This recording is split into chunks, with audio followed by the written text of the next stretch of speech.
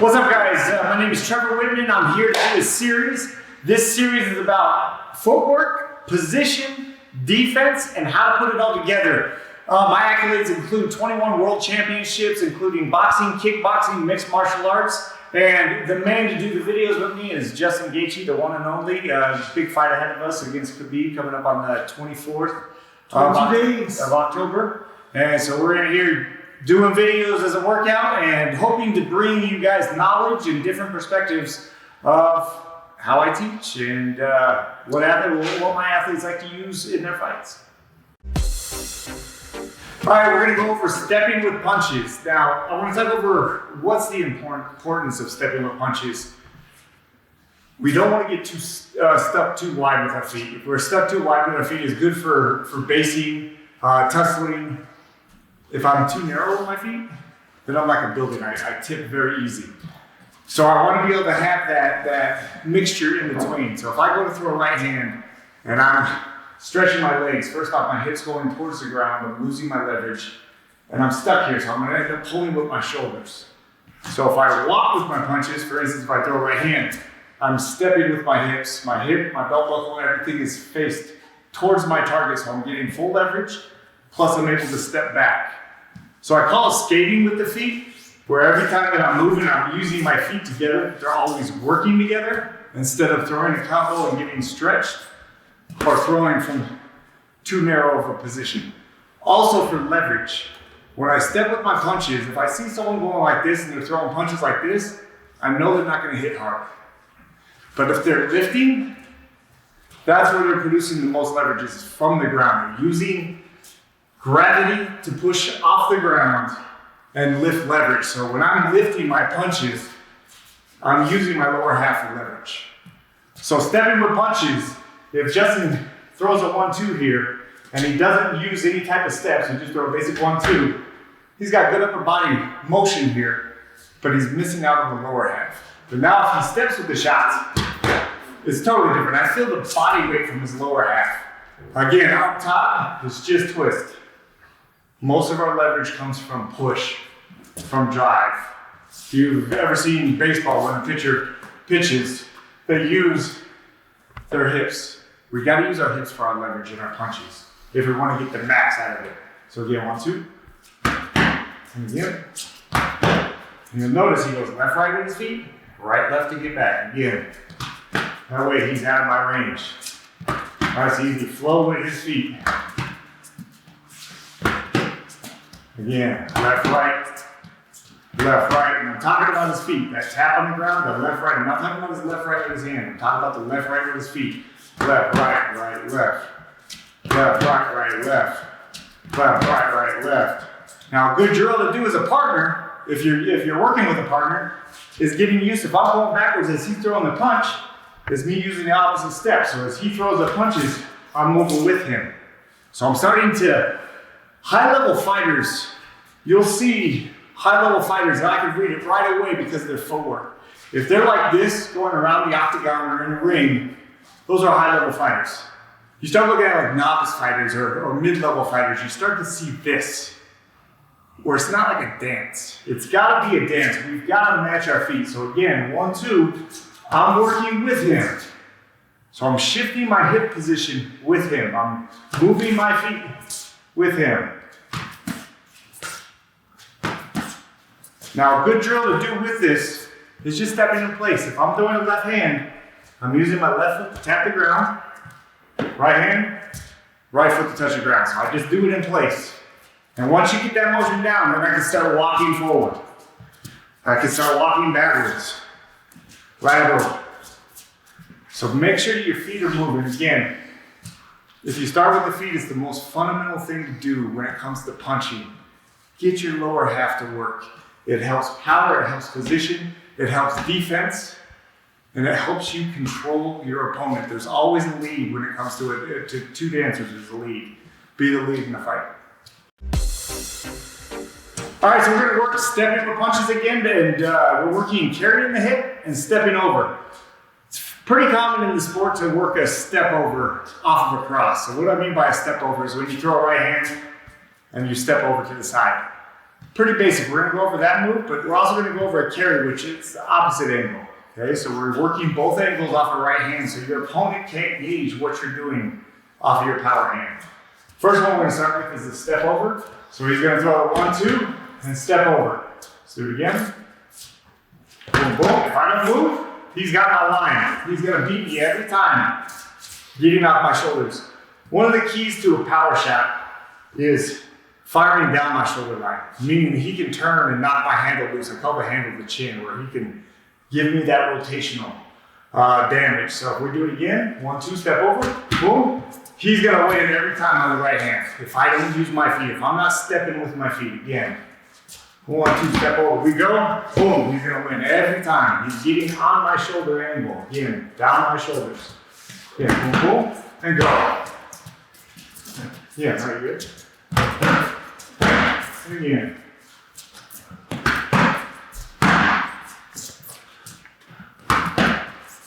What's nice about this when we're doing the step over is now defense becomes natural, where you're not thinking about it. So we'll do it again. As he does a 1-2 and step over, he's already getting off the line. So a lot of times like, hey, move your head. I'm always gonna say move your feet first. If I'm moving just my head, again, I'm stuck. I'm there for combinations and start taking punches. If you move your feet, I have to readjust my feet before I can throw a combo again, and I want to explain that. So if he throws a 1-2 and he steps over, okay, I've got to adjust my feet before I can punch. If not, he's going to beat me, and I got no leverage throwing the right hand, crossing my legs, crossing my hips. Okay, my power on my right hand would be here. So I have to make that adjustment. Do it again one more time, slow. 1-2, I have to make the adjustment. As I'm stepping, he should be able to beat me every time. So he's stepping before me, he's leading the dance. He steps, he goes, and he finds the shot again. Boom, boom, he steps, he beats my step. And this is the key. He doesn't always have to throw off that. He can see what I'm doing with my feet. If you don't throw a right hand afterwards, but just step, what am I doing with my feet? Am I opening my stance? Am I disengaging? If he does it again, boom, boom, am I disengaging? So you can kind of play your footwork as your defense, starting with position, not just head work. Head work comes with it. You should be shifting your shoulders with your motion. And when I would talk a little bit about shifting with this, shifting, I'm not talking about like positional shifting in boxing. I'm talking about hip and shoulder shifting, the push and the pull. Okay, so if he shifts correctly, he's naturally moving his head when he steps, and he's getting the angle with it again. So this is our step over. As a coach, as a catcher, I want to step with him so I can catch it. And again, if you're doing partner drills, you want to try to be as quick as you can with their feet. When he makes a step, I want to be just behind it, but I want to make a shorter motion so I can almost match his feet. So I can be stepping. Okay, so these are great partner drills to get your feet in timing with your partner. He leads, and I get in position. Okay, so that's the step over. We're gonna have to carry the hip. Okay, a lot of times if he's doing a step over, let's go back and step over, my body's naturally going here. Okay, so now he can set me up. If he does it now as a carry through the hips, now he's got me square because I thought he was going to the right off of his right hand. So now we're kind of playing chess. We're being methodical. We're using logic and setting it up like playing chess. So again, he's going to carry his rear hip. Always step on my punches every time. Always. Again, you want to have that rhythm in your feet. So go 1-2 carry, boom, boom, his hip goes, now he's got me square. Even if I don't move my feet opposite the setup, that's only going to make it better. This is usually what people are going to do. They're going to end up just defending and get stuck on their heels. Again, 1-2 carries, and he's got me square. Yeah. Wonderful. So let's do the step over and then the carry. So 2 in a row. Steps over. And go 1-2 after that. Yeah. 2 step over. 1-2 carries. So now this could become flow. As you start to do this with patterns, get used to going both directions without thought. Again, now stop.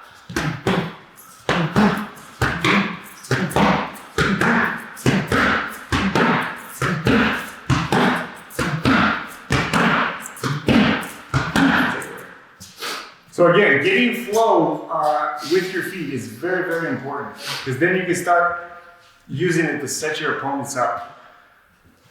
I was told something by a coach one time, and I was stuck with it. I was like, okay, because you have to be coachable.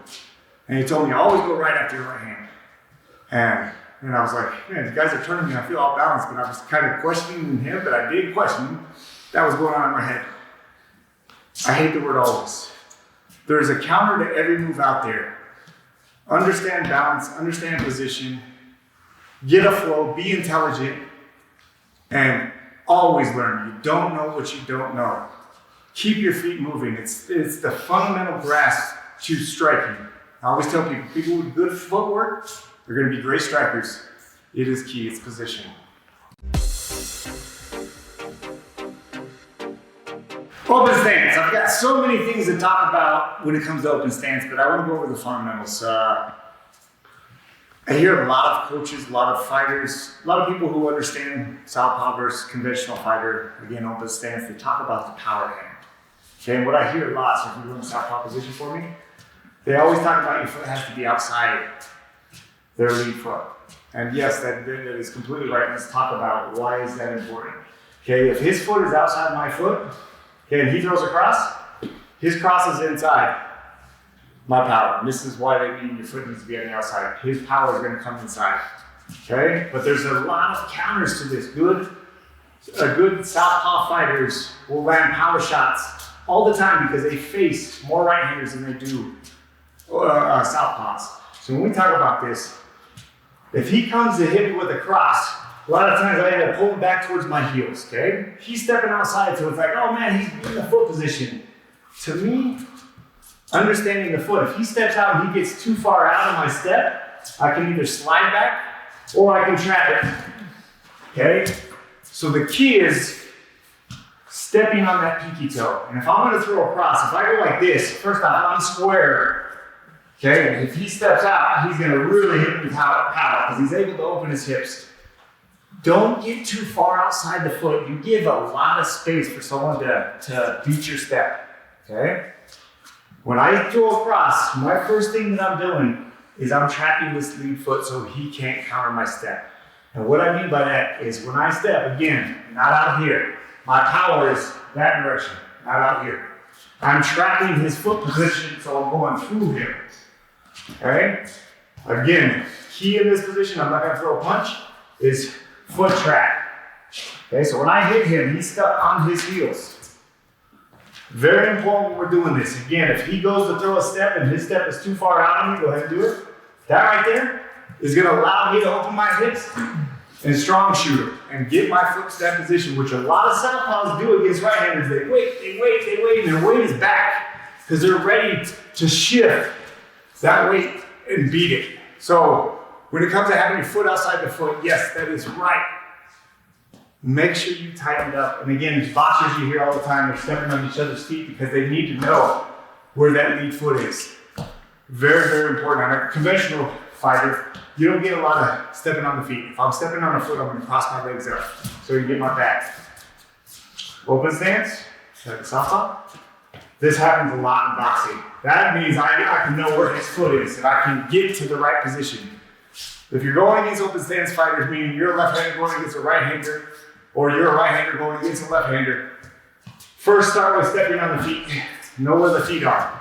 It's gonna really help your power in your cross and to be able to get there quicker. Shorten that line, point A to B, is quicker to there than out here. Shorten that distance. It's gonna really help you out with your cross.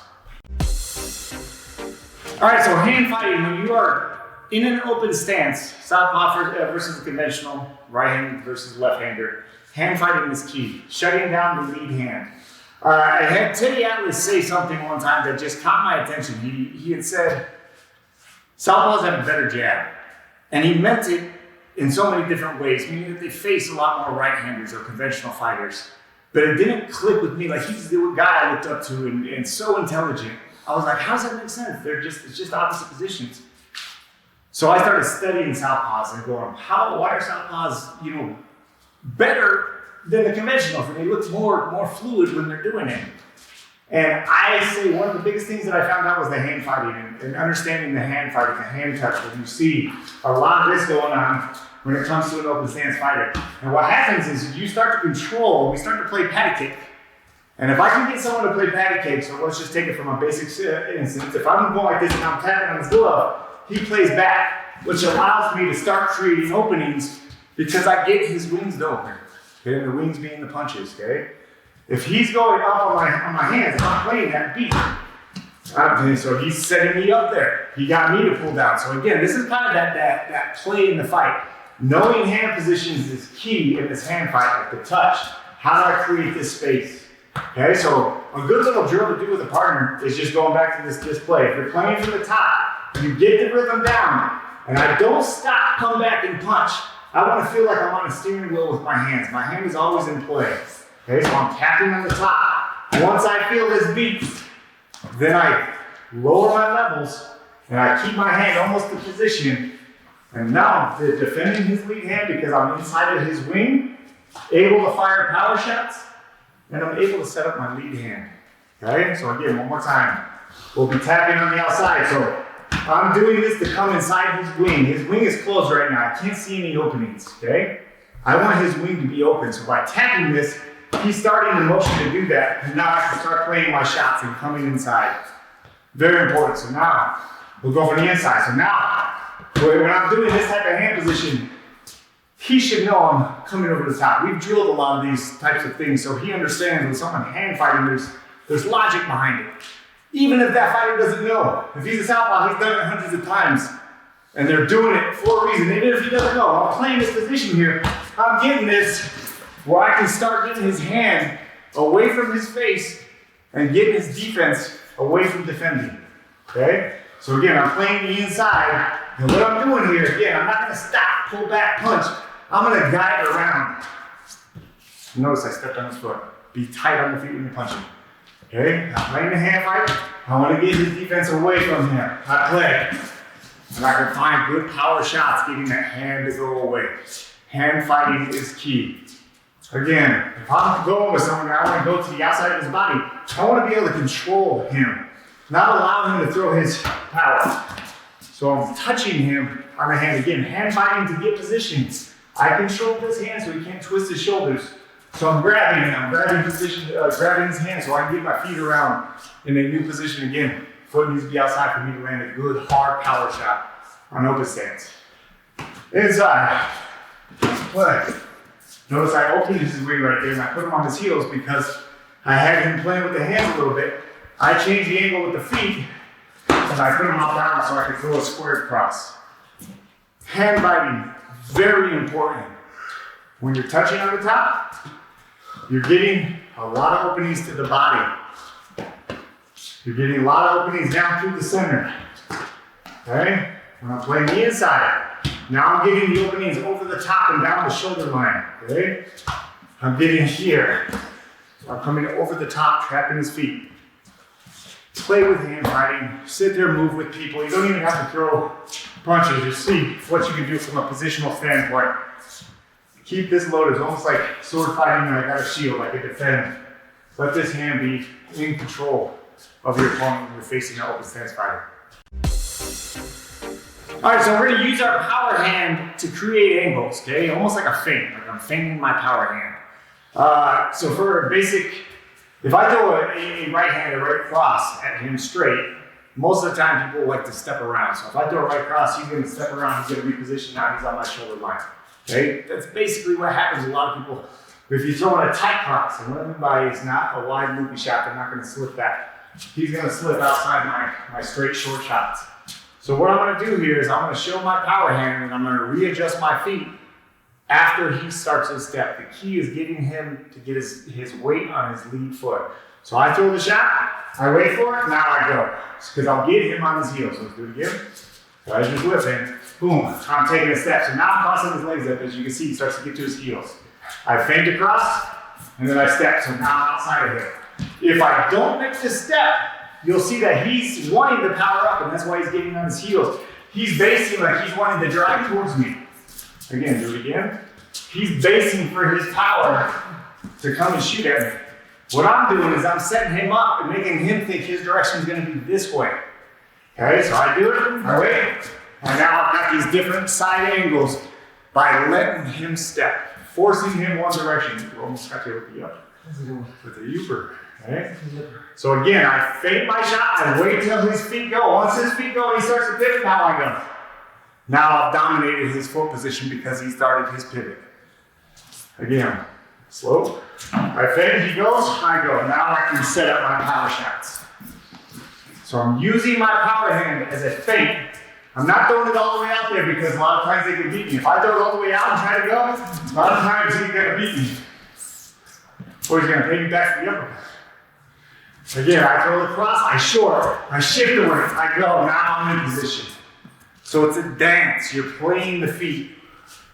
Feint the right hand, let him make the adjustment, then go. Now I can start finding up the shots. I'm gonna use this right hand as an overhand now. Okay, so a lot of times when you throw an overhand, people are gonna get high with their hands, they're gonna try to defend. Most importantly, they get their weight on the rear foot. So if he throws an overhand at me, a lot of times my defense is high. I'm blocking, I'm spearing my hand up away to keep that shot from coming, or I'm just disengaging, or my weight is going to my rear leg. Okay, so if I throw a shot like that, and I notice that, my first overhand I throw, I feel like he's doing that. Now I'm gonna use this as a feint, okay? I throw the shot, recoil my foot behind me, shoot my lead hand back into my power shot. So we'll do it again. I feint. Now give Vic out with. Okay, so I feint, use my foot behind to get a new angle so I square him up, feint behind and shoot my power. This is just to close the gap with my rear foot. Shift weight, rear foot close, drive. So use your power shot. If you're throwing power shots and you see that they're trying to defend, they're blocking it, they're not trying to counter you. They're just playing defense. Your power hand can set up power combos and finishing combos. Make sure you're using power and using angles and feints with it. Using a power shot with an open stance as a feint to get new angles and new positions. So we just went over on how to do that with a closed stance, meaning right or conventional against conventional, right-handed versus right-handed, southpaw versus southpaw. What we're gonna do here is it's the same thing, okay? A lot of times you'll see like what Conor McGregor does a lot. He'll pull on his punch and want to throw a cross. So if I throw a right hand and I reach, he's gonna find good power shots off that because I reach, I fall into him. Okay, so if you feel like you're being set up with that, feint this, take a new angle. So when he goes to pull, boom. Now I created a new angle. So whether you're in a closed stance or an open stance, this works great either way. Okay? So if I'm throwing an overhand at him, a lot of times with this, they're gonna do the same thing. They're gonna step back, but it allows me a lot of twist in my shoulders when I throw an overhand. An overhand is a type of hook. So when I do this, it's like a bowling type of step. I'm turning my rear foot behind me as I half throw this hook. So when I throw this hook, I go behind, and now I can square him up for the shot so I take a new angle.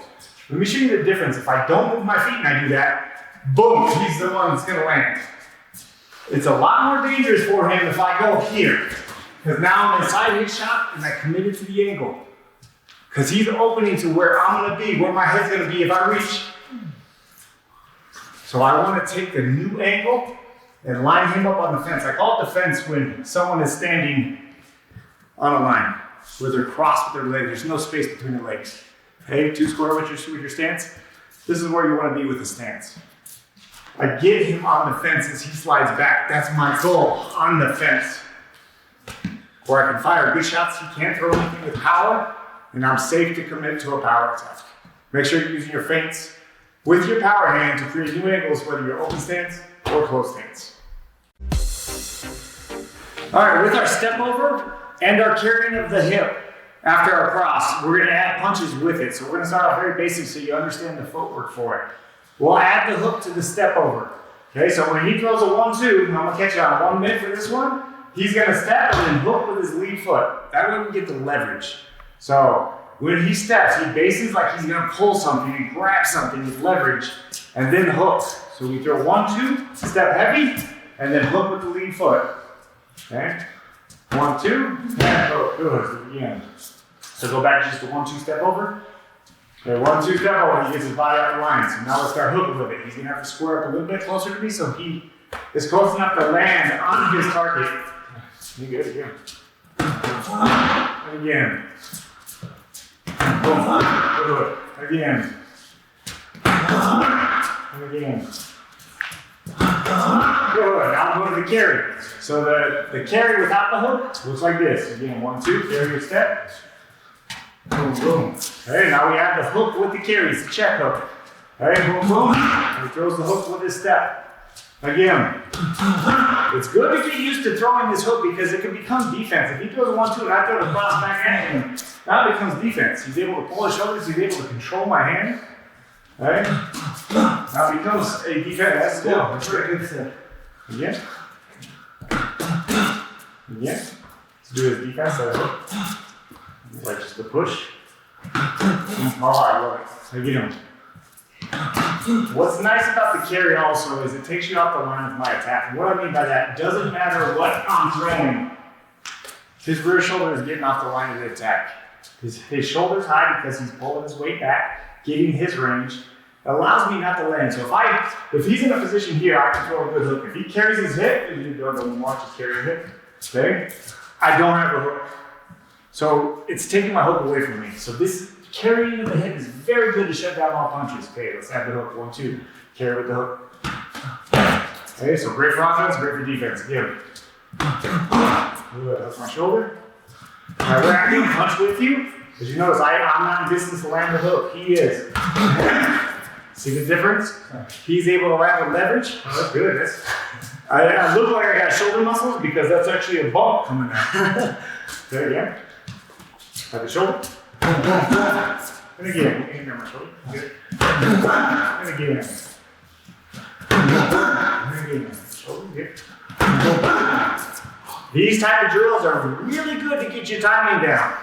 And if you guys got like body shields and you don't want to take shoulder shots, very good for timing. Understand where you're punching, give an accurate target that you can hit. Now let's put a flow together on the mitts. So we got 1, 2, step over with the hook. And then 1, 2, here. 1, 2. Yeah! Good. Good. Good. Boom, take a break. So you notice he's going both directions off of his right cross, off of his right step. He's using both angles. That takes practice. Lots of practice. And again, these are fundamental steps that if you just do it basically 1, 2, step over, 1, 2, carry. Now you start adding punches with it, then it becomes easier. Then it's easier for me to do. 1 step at a time. Start with the feet. Start off your basic 1, 2 combo, and then start adding the hook. Let's try it with an uppercut. Again, higher level. 1, 2, we step at the uppercut. Again, 1, 2, carry that. Uppercut. Boom. 1, 2, carry. 1, 2, step over with the uppercut. Boom. Another good drill to do. I really like the uppercut with it because it's going to help balance your shoulders. A lot of times we want to hook forward. Okay? The uppercut naturally levels your shoulders out. If I have my shoulder too leaned in the front, I call you pouring water out. It means if you think of a cup of water, you want to keep the water in the cup. If I go like this, I leave lots of openings. I'm reaching with my head to get my punch there. Okay? You want to be able to level your shoulders, and the uppercut allows me to level my shoulder to get out of the way of his punches. If I stay pointed, boom, boom, go ahead. Off of my uppercut, boom. Notice how my head is inside. So don't let the water fall out the lead part of your shoulders when you're throwing your uppercuts. Make sure it's my hips that are throwing my uppercuts. So we'll do it again. 1, 2, I'm back. Now I'm able to fire more shots. It's kind of like that double end bend. Your head should always be moving in all different directions. Makes it very hard to hit. Stepping over, adding the hook, stepping over, adding the uppercut, carrying the hip, adding the hook, carrying the hip, and adding the hook. Make sure you do both of them. That way we're not showing patterns for your opponent. It's going to really help you in the fight. All right, anchor steps. Anchor steps are very good to set up power shots and use as bait. They get you off the tracks. And what I mean by tracks, if you don't know what I mean by tracks, is me and my opponent have tracks, okay? We're both standing on them. If they're a southpaw, their lead foot, my lead foot are on the same track. It's called train tracks. Our rear foots are on the same track. Conventional versus conventional, their lead foot, my rear foot are on the same track. We're on these tracks, okay? So we want to get our opponents off tracks to be able to set power shots. An anchor step is where I anchor 1 foot into the ground, and I'm only using 1 foot because it's a little bit quicker. So if he goes and just normally slips a punch without his footwork, he's forced to twist, and he's twisting his hips, which allows me to beat him to the hook. Okay? If he anchors and step out, I start looking to where he is, and now he's beating me because he's shortening the angle. Okay? So let's just practice that hook real quick.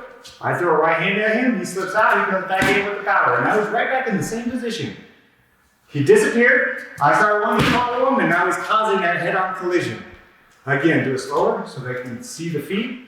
There you go, that's where I'm gonna go. I'm leaning into where I think he's moving. I think he's gonna do a step around. Do a step around for me. This is where I think he's going. So I start adjusting my body because I'm reading his shoulders. I see his shoulders going now. Oh, now he's pulling me into the shot. All right? So again, anchor step, power hook. Again. Okay, we'll go with your base. Wonderful. He opens his step, he gets it right back to position. Again. And again. You're good. No, you're good. Okay, now I'm going to anchor step the rear hand. Okay? This is a pull where he's pulling his body. Okay? Instead of, if he goes right hand at me, instead of me pulling both feet, and now I got to get both feet there before I go back to punch, it's where I anchor the lead foot and I follow it back. Okay, so it's quick. It's out, right back in. So I'm going to have you pull for me. Use a hook, being the opponent, to give him that feel like he's getting away from a punch. He goes away and he shoots across. Okay, even if I jab, boom. He pulls, he gets his hips right back. Okay, so he's anchoring his lead foot, so he's grounded. He's got something grabbing the ground. The other one's his trigger. The one that's shooting it. And again. And again. Good. Now we're going to put both of them together. Okay, so we're going to slip the cross first, come back in with the hook. He slips, comes back in, base foot, anchors the lead foot, and then pulls the rear foot. So we're done, just a touch. First step, he opens his foot, so he anchors his rear foot. Okay? He brings his lead foot back to position. Boom. Now he's able to push, and then use his lead foot as the anchor. His rear foot is now his trigger. On the hook, the lead foot's the trigger, rear foot's the anchor. Pull. And again. And again. Speed it up. And again. And again. And more. Very important to use your feet when you're defending. It's going to give you more leverage. It's going to keep your feet underneath you where you're not getting too wide of a face, getting too narrow. Anchor steps, a great step to learn to have both feet working with your upper half. So I want to talk about slipping, type of head movement. When I was told to move my head, I always felt off balance, and let me explain it. So my coaches would say, move your head, and I'm like, moving my head, I'd get off balance. And the key here is if I move my head, don't just move your head, your hips and head got to be counterbalanced. If I just move my head, I get outside of my shoulders, so I start to get off balance. Make sure when you're slipping that your hips are your counterbalance. So if I'm in place and I'm not using my feet, my hips are my counterbalance. If you watch boxing matches, you're gonna see a lot of the boxers who actually will circle their hips. You'll see a lot of this. That's counterbalance, that's what they're working on. Understanding their balance on how do I keep my head. Anytime my head's moving, my hips should be going opposite. That's gonna keep you grounded. Boxers have a great base, but they always look like they're dancing and floating and being smooth. But if you touch a boxer when you're sparring with them, they're heavy. You feel like they're in concrete. And this is one of the key parts is understanding your slips.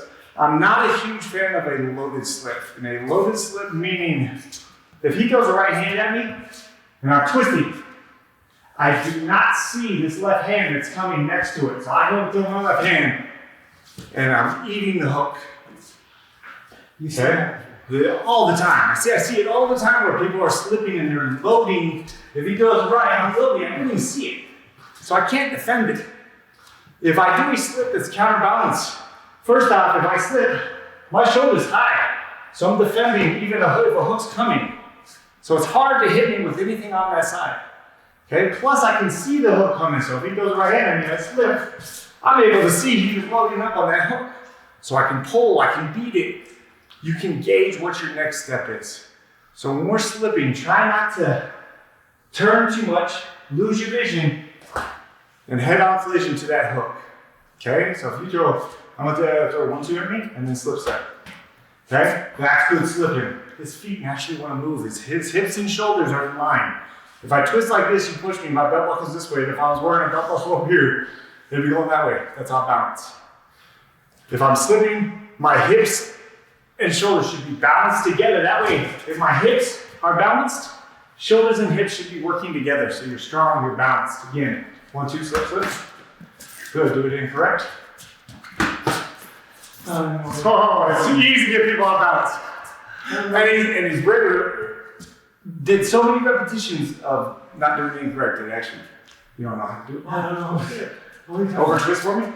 Under slips. Yep. Oh. Yeah, boom, boom. Yep. If I ever seen someone like this, you can get them so off balance because you just gotta move and they're like, oh gosh, I can't get my feet back until I get to a center. Okay, again, incorrect. Yeah. Don't twist, don't give up your back. It's like, I love jujitsu, they position before submission. Don't ever give up your back. If I'm twisting, I'm giving on my back. Don't ever do that. Again, wrong. That's incorrect. He's twisting too much. Again, wrong. Oh, I can smoke him with the hook right there. Okay, correct. Short motion. Again. I love it. He's always balanced. He's always able to fire. When you're slipping, again, counterbalance. Stay in position where you can still move your feet if you're slipping. Okay, don't twist. Don't twist. Make sure you use your counterbalance for your hips. Let me talk about a low slip. That word, never, I hate it. There's times where you can twist, okay? And meaning if he throws the right hand at me, and I sit, oh, and I know I'm gonna beat him. There's times. Practice the most fundamental one first, balance, okay? If you get deep out positions, you can make a little slip happen. Practice on being balanced and seeing what's in front of you. Never lose vision of your opponent. Try not to give up your back. All right, so we have slipping, we have pulls. Understanding defense is key. One of my favorite defensive moves is the roll. Okay, rolling underneath the punch. I want to talk about how I see people roll a lot, and it's where they just drop their head underneath the hook. So if I throw a hook and he just drops underneath, he's still there for my combo. Okay, so do it again. He's there for any combo I want to throw. Also, I can start to adjust my hook up and down. This is easy to do with a hook, to adjust it up and down. And my power in my hook is from about right here to about right here. So that's danger zone when you're playing with those rolls. Again, you're playing in their firing zone. The key is making sure that you get your forehead towards this shoulder, like you're attacking the shoulder that's throwing the punch, and then rolling through so you end up on my back. This is a great positional type of defensive motion where it ends up in a great position where you're dominating position. So when I start to throw my hook, he's attacking my shoulder with his head, and he ends up behind me, and it's safe. Okay, when I throw a hook, it's hard for me to hook just from here. I've got to open up even just a little bit, and he finds the gap towards the shoulders. Again. Again.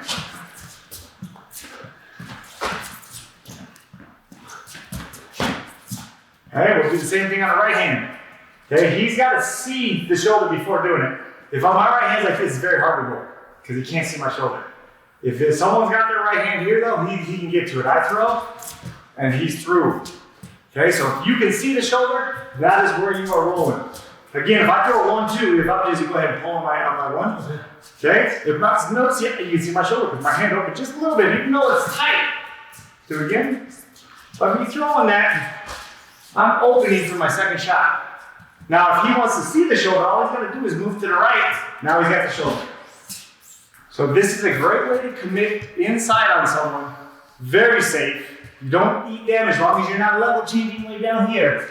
If his head is coming towards my shoulders, he's safe from all my attacks. Yeah, other side.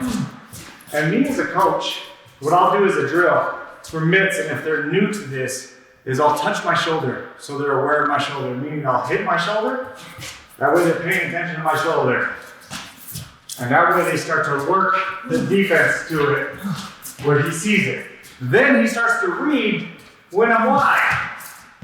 So if he throws a 1-2 at me, again, he starts to see where my shoulders are. Again, if you want to start at a lower level with this, Learn to pat your shoulders in between that 1-2. I touch. That way he's reading it.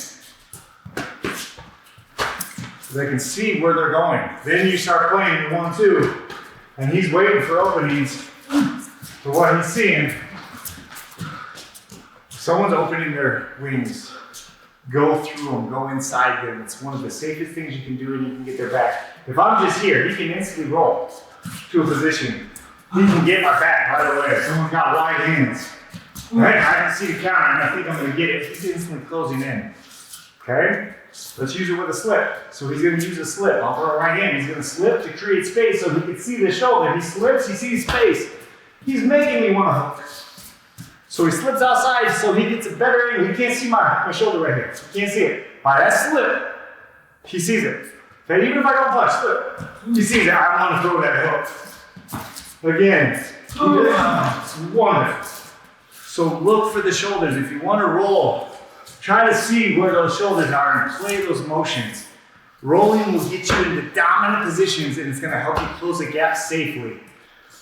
He can always punch with this. If I throw a right hand, he can always overhand as he's rolling and kill me on these shots. So start with the roll first, then you can start adding attacks with it.